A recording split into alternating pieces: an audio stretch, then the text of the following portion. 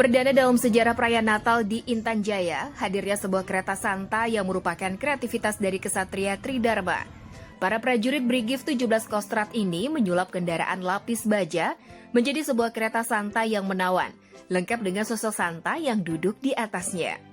Senobi Sejuria dan Satgas 330, Mayor Infantri Dedi Pungki Irawan menjelaskan, pada Natal tahun ini Satgas 330 membagikan 200 bingkisan Natal untuk masyarakat Papua di Intan Jaya. Dan terlihat kebahagiaan warga saat mendapatkan bingkisan Natal dari Santa.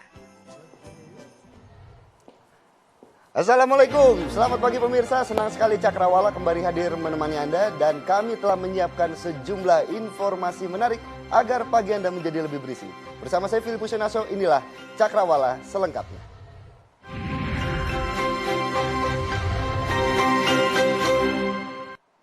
Ya pemirsa, jenazah mantan Gubernur Papua Lukas NMB disemayamkan di Rumah Duka Sentosa RSPAD dan rencananya akan tiba di Bandara Sentani pagi ini pukul 9 waktu Indonesia Timur. Karangan bunga tanda bela sungkawa dari berbagai kalangan berjejer di Rumah Duka Sentosa. Sejumlah pelayat juga mendatangi rumah duka ini untuk mengungkapkan duka cita atas berpulangnya Lukas NMB. Di antara pelayat adalah pejabat Gubernur Papua Muhammad Ridwan Rumasukun dan sejumlah anggota dewan. Adapun waktu pemberangkatan jenazah Lukas NMB menuju bandara masih terbilang tentatif karena mengikuti arahan dan kesiapan pihak bandara. Jenazah mantan Gubernur Papua Lukas NMB direncanakan akan tiba di Bandara Sentani, Kabupaten Jayapura, Kamis pagi pukul 9 waktu Indonesia Timur.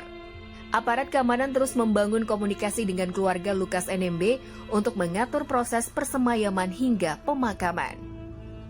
1.500 personel gabungan disiagakan untuk melakukan pengamanan. Pengamanan dilakukan agar proses prosesi bisa berjalan dengan baik dan tertib. Diperkirakan ribuan orang kerabat dan simpatisan mantan Gubernur Papua Lukas NMB akan menyambut kedatangan jenazah Lukas dan mengantarkannya ke peristirahatan terakhir. Sementara itu, Dewan Pengawas KPK menjatuhkan sanksi berat terhadap Ketua Nonaktif KPK Firly Bahuri.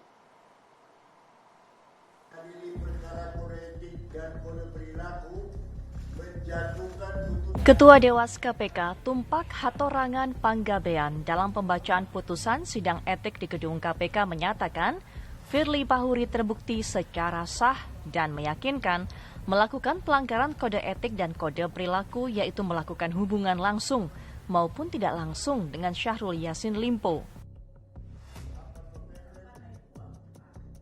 Sementara saat itu KPK sedang menangani perkara mantan Menteri Pertanian itu. Tumpak menegaskan Firly Bahuri sebagai Ketua KPK merangkap anggota seharusnya menjadi contoh dan teladan dalam mengimplementasi kode etik dan kode perilaku di KPK. Namun Firly justru bertindak sebaliknya. Mengadili.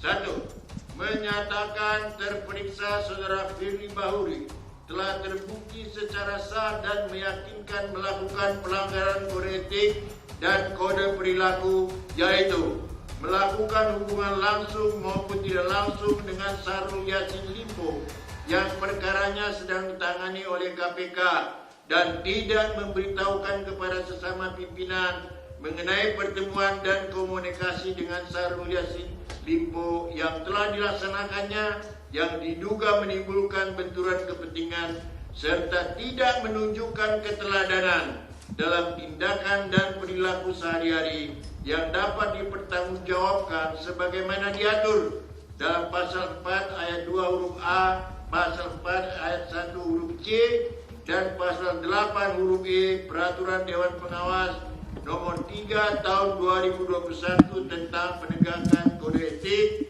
dan kode perilaku. Firly tak terlihat hadir saat Dewas KPK membacakan putusan sidang etik.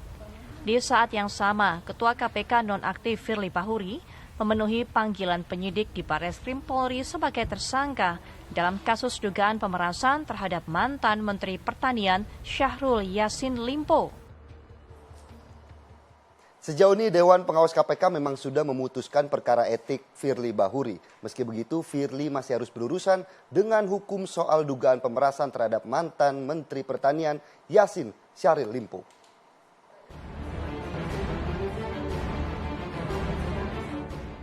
Status Firly Bahuri di Komisi Pemberantasan Korupsi telah diketuk palu. Firly dijatuhi sanksi etik berat. Firly pun diminta Dewas KPK untuk mengundurkan diri. Walau begitu, Firly belum bisa bernafas lega. Di hadapannya, kasus hukum dugaan pemerasan terhadap mantan Menteri Pertanian Syahrul Yassin Limpo sudah lama menunggu. Mungkin ada yang bertanya menyangkut mengenai tindak pidana. Tindak pidana itu memang kita tidak pertimbangkan karena itu ranahnya Polda Metro. Firly seperti mencoba mengulur waktu lewat pra-peradilan. Dalihnya, Firly tak terima atas penetapan status tersangka dirinya oleh Polda Metro Jaya pada 22 November 2023 lalu. Namun begitu, Firly setidaknya sudah 2 kali memenuhi panggilan penyidik sebagai tersangka. Belakangan, upaya perlawanan Firly lewat pra-peradilan itu kandas setelah majelis hakim menolak seluruh gugatan Firly. Sementara berkas perkara Firly yang semula telah dilimpahkan ke Kejaksaan Tinggi DKI Jakarta, kini disebut-sebut akan dikembalikan ke penyidik di Reskrimsus Polda Metro Jaya karena dinilai belum lengkap. Terlepas dari itu semua, sejumlah tanya mencuat. Kapan Firly akan disidang dan mengapa hingga kini Firly tak kunjung ditahan? Kita kan kooperatif. Jadi nggak ditahan nih? Optimis nggak ditahan? Enggak, kita kan kooperatif. Semua permintaan ini kita penuhi. Kecuali kita tidak kooperatif. Kalaupun kita tidak bisa memenuhi panggilan kemarin, ada alasan yang kita sampaikan secara tertulis dan diatur dalam KUHP. Sekarang kita ke berita selanjutnya. Pemirsa, karena mengidap epilepsi, seorang sopir truk tangki air menabrak kios yang membuatkan sejumlah pedagang kaki lima di pasar tradisional Paron terluka.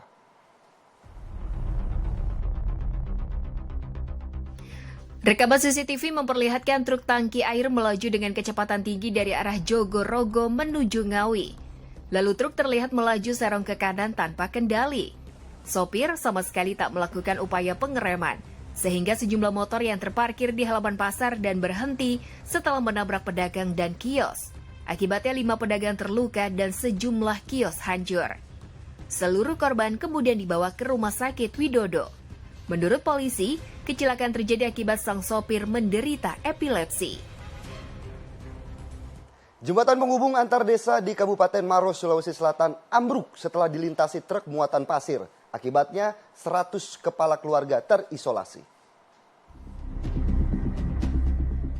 Rekaman video amatir warga memperlihatkan kehebohan saat sebuah truk pengangkut pasir terjebak di tengah jembatan yang ambruk saat hendak melintas menuju desa Tupabiring, Kecamatan Bontoa. Jembatan yang menghubungkan antara desa Tupabiring dan desa Pajukukang ini putus total dan tak bisa dilalui. Selain karena beban truk yang berat, jembatan yang telah berusia 15 tahun dengan panjang 9 meter ini ambruk diduga karena dimakan usia. Upaya pemindahan truk ke tempat aman pun dilakukan dengan bergotong royong oleh warga. Truk berhasil dievakuasi setelah ditarik dengan truk lainnya setelah 3 jam proses evakuasi. Tidak ada korban jiwa dalam kejadian ini, namun satu dusun yang terdiri 100 kepala keluarga terisolasi. Dan bahkan sejumlah kendaraan yang sempat melintas tidak dapat kembali lantaran terjebak dan jembatan tersebut merupakan akses satu-satunya warga. Sementara itu pihak pemerintah kecamatan dibantu warga akan kembali memperbaiki jembatan dengan alat seadanya. Sebagai solusi sementara sembari menunggu bantuan pembangunan jembatan dari pemerintah Kabupaten Maros. Ya pemirsa, hujan lebat dan angin kencang mengakibatkan bangunan sekolah di Lumajang, Jawa Timur ambruk. Beginilah kondisi ruang kelas SD Negeri Pandansari 1, Kecamatan Senduro. Puing bangunan, genting, plafon, dan kayu berserakan. Menurut pihak komite sekolah, ambruknya ruang kelas ini sudah dikhawatirkan sejak lama. Sebab sebelum ambruk, kondisi 3 ruangan ini sudah sangat mengkhawatirkan karena usia bangunan yang juga terlalu tua. Ya, berita selanjutnya kita akan lihat peristiwa miris menimpa seorang wanita di Jember, Jawa Timur.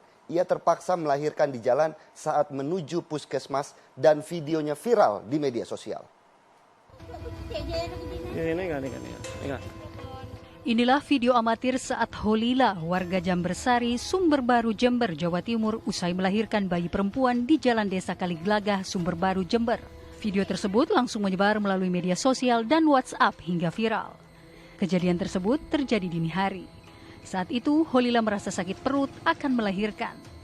Holila pun diantar suaminya menggunakan motor menuju puskesmas Sumber Baru. Namun di tengah jalan, tiba-tiba Holila melahirkan. Warga pun berbondong-bondong datang ke lokasi kejadian. Pagi jam 3, si perempuan itu mau melahirkan, dibawa oleh suaminya ke Puskesmas Sumber Baru, mau dibawa ke Puskesmas Sumber Baru. Setelah di perjalanan nyampe desa Kaliglagah, lahir duluan, tidak nyampe ke Puskesmas, begitu Pak ceritanya. Nah, seandainya si suaminya perempuan itu lapor ke kader atau ke RT, yang jelas diteleponkan ambulan atau diberitahu bahwa ada pasien mau melahirkan. Itu tidak ada, langsung berangkat sendirian dibawa sepeda, Pak. Berarti berita yang beredar selama ini di medsos kurang benar ya Pak? Kurang benar itu. Kalau secara penolakan dari Bedan itu tidak ada. Holila dan bayinya kemudian dibawa ke Puskesmas Sumber Baru untuk mendapatkan perawatan medis. Ya pemirsa, akibat banjir, napi di lapas kelas 2B Lok Sukon terpaksa tidur bergantungan di ayunan. Sementara ribuan rumah di Jambi juga terendam banjir.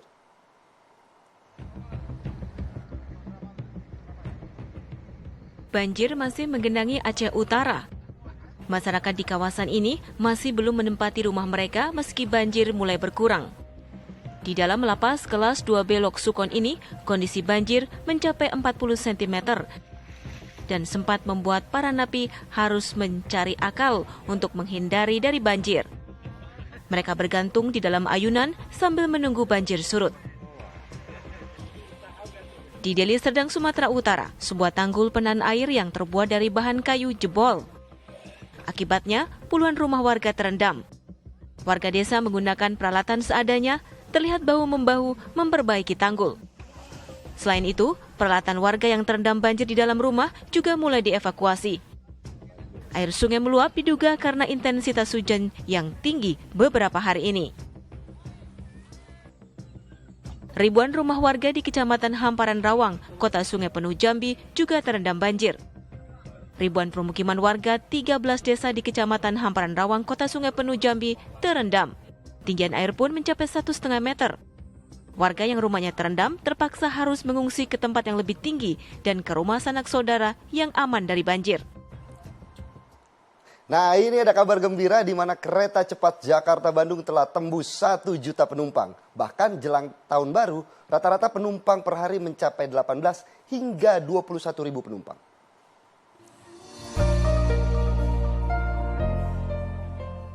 Kereta cepat Jakarta-Bandung atau yang akrab disingkat sebagai KCJB kini telah tembus 1 juta penumpang sejak resmi beroperasi dari tanggal 17 Oktober hingga 25 Desember 2023. Berdasarkan data, mereka yang menggunakan kereta cepat Jakarta-Bandung atau WUSH ini adalah mereka yang berpindah moda transportasi dari kendaraan pribadi ke kereta cepat. Kereta WUSH telah mencapai rata-rata pencapaian tertinggi penumpang, yakni sebanyak 21.500. Menjelang akhir tahun, arus penumpang juga mengalami peningkatan, khususnya menjelang tahun baru. Rata-rata jumlah pengguna kereta WUSH dalam sehari bisa mencapai 18.000 hingga 21.000 penumpang. Ya, sejak beroperasi dengan berbayar pada tanggal 17 Oktober sampai dengan saat ini, tepatnya dalam kurun waktu 2 bulan, kereta cepat WUSH telah mengangkut 1 juta penumpang. Dan sampai dengan saat ini, bahkan pemesanan sampai dengan akhir Desember itu sudah berada di angka 1.050.000. Dan tentunya kami sangat mengapresiasi seluruh pengguna jasa dan para masyarakat yang beralih dari moda transportasi pribadi dengan menggunakan kereta WUSH. Karena memang secara survei juga presentasi menyebutkan bahwa 48% pengguna kereta cepat Wus merupakan masyarakat yang beralih dari kendaraan pribadi ataupun moda di jalan raya, itu menggunakan transportasi kereta cepat Wus untuk beraktivitas di wilayah Jakarta Bandung. Berdasarkan hasil survei menyebut sebanyak 48% penumpang merupakan pengguna kendaraan pribadi yang beralih ke pengguna kereta Wus Jakarta Bandung. Pihak KCIC juga mengapresiasi para pengguna jasa kereta cepat Jakarta Bandung dan akan terus berupaya untuk meningkatkan layanan serta fasilitas agar dapat mengintegrasikan pelayanan kereta api secara efisien bagi para pengguna KCJB. Masih seputar arus mudik, penumpang kereta api yang tiba di stasiun Gambir terjadi peningkatan jumlah penumpang hingga mencapai 104%. Ribuan penumpang mulai berdatangan kembali ke stasiun Gambir setelah libur Natal usai. Menurut manajer Humas KAI Daob 1 Jakarta, jumlah kedatangan penumpang kereta api di stasiun Gambir membludak dibandingkan jumlah keberangkatan, yaitu mencapai 104%. Ada 1.412 penumpang yang tiba di stasiun Gambir hari ini. Jumlah ini meningkat di hari sebelumnya. Untuk mengantisipasi lonjakan penumpang di libur Natal dan Tahun Baru, PT KAI telah menyiapkan 73 perjalanan kereta, 39 kereta di stasiun Gambir dan 34 kereta di stasiun Pasar Senen. Sementara itu, kepadatan penumpang terjadi di Pelabuhan Parepare, Sulawesi Selatan. Penumpang yang berdesakan membuat petugas terpaksa mengevakuasi sejumlah anak.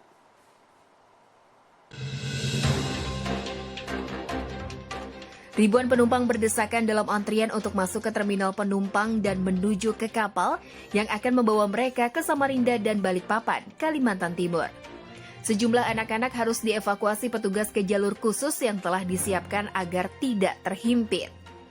Setidaknya ada 2.243 penumpang yang hari ini memadati Pelabuhan Parepare. 16 kapal telah disiapkan otoritas Pelabuhan Parepare untuk melayani penumpang pada arus mudik maupun arus balik Natal dan Tahun Baru, termasuk 2 diantaranya kapal cadangan yang disiapkan PT Pelni. Sejauh ini Kakor Lantas memprediksi akan ada 50.000 kendaraan yang akan kembali dari arah timur setelah libur Nataru. Untuk mengurai kepadatan akan digelar rekayasa untuk mengurai penumpukan.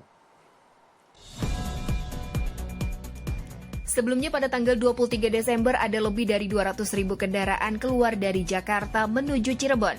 Dan diprediksi akan ada lebih dari 50.000 yang akan kembali baik dari barat timur maupun selatan pada hari ini. Untuk itu akan ada rekayasa lalu lintas dari Palimanan kilometer 188 sampai kilometer 36 hari ini pukul 2 siang nanti. Sedangkan untuk simulasi puncak arus mudik kedua yang diperkirakan jatuh pada 30 Desember nanti. Sementara pada tanggal 1 Januari diperkirakan akan menjadi puncak arus balik yang lebih besar dibanding esok harinya. Untuk proses kesiapan dan pengamanan arus balik libur Natal dan Tahun Baru ini juga dikerahkan 129.000 personil di lapangan. Ya pemirsa, ada video viral kader PDIP dengan loreng dan baret merah meneriaki yel-yel Solo bukan Gibran. Namun pasangan nomor urut 2 justru menanggapinya dengan santai dan jangan tidak terpancing.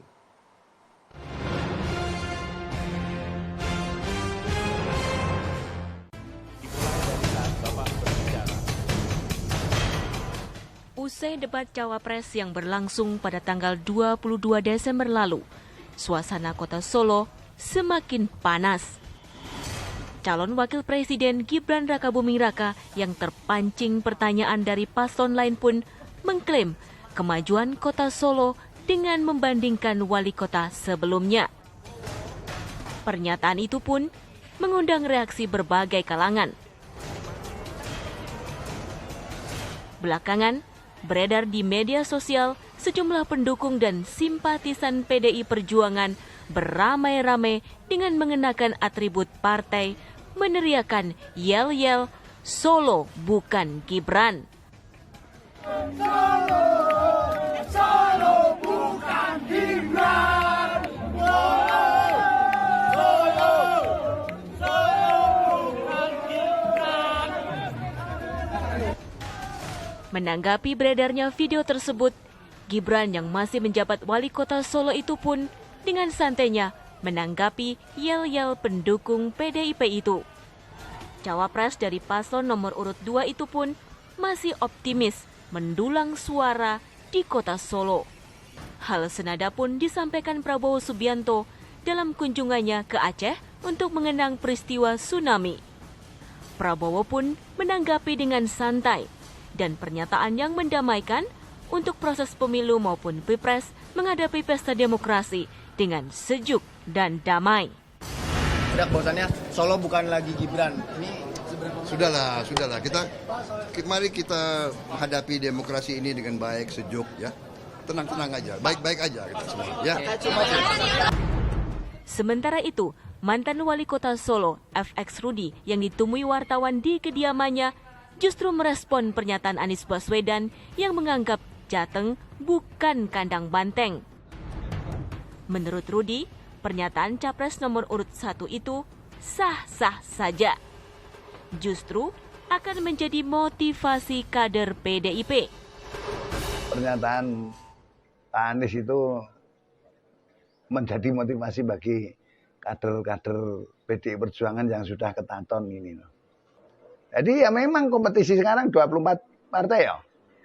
Ya bukan mereka menilai bukan kandang banteng karena peserta pemilunya adalah 24 partai.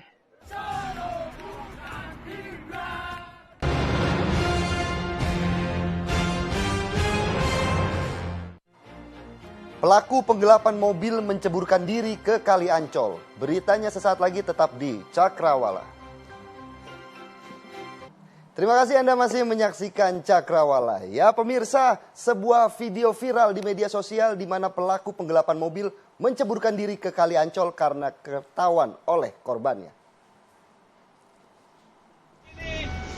Warga dan pihak kepolisian yang berada di lokasi kejadian pun mengepung pelaku. Polisi yang bertugas saat itu mengatakan bahwa dirinya yang sedang mengatur lalu lintas tiba-tiba mendengar teriakan jambret dan melihat pelaku sedang dikejar massa. Pelaku kemudian menaiki angkutan umum dan dirinya langsung mengejar pelaku dengan mengendarai motor dan menghadangnya. Pelaku yang takut ditangkap langsung melompat dan menceburkan diri ke Kali Ancol. Setelah ditangkap dan dibawa ke Polsek Pademangan, korbannya mengatakan pelaku bukanlah jambret, melainkan pelaku penggelapan mobil rental. Pelaku pun kemudian diserahkan ke Polsek Sawangan Depok karena korban sebelumnya telah melaporkan kasus penggelapan mobil tersebut ke Polsek Sawangan. Sementara itu puluhan pengendara dari arah Kampung Melayu menuju Tanah Abang, Jakarta Pusat terjaring razia. Kabar ini sekaligus menutup jumpa kita. Besok Cakrawala akan kembali di waktu yang sama. Akhir kata saya Filipus Yonaso pamit undur diri. Selamat pagi dan wassalamualaikum.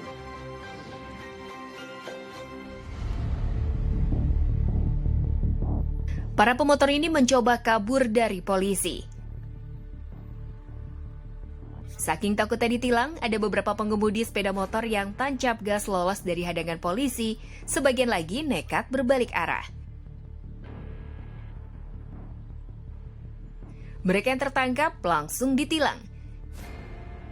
Kepada petugas mereka mengaku terburu-buru sehingga terpaksa mencoba melintas di jalan layang non-tol. Dalam razia kali ini 30 motor terjaring razia.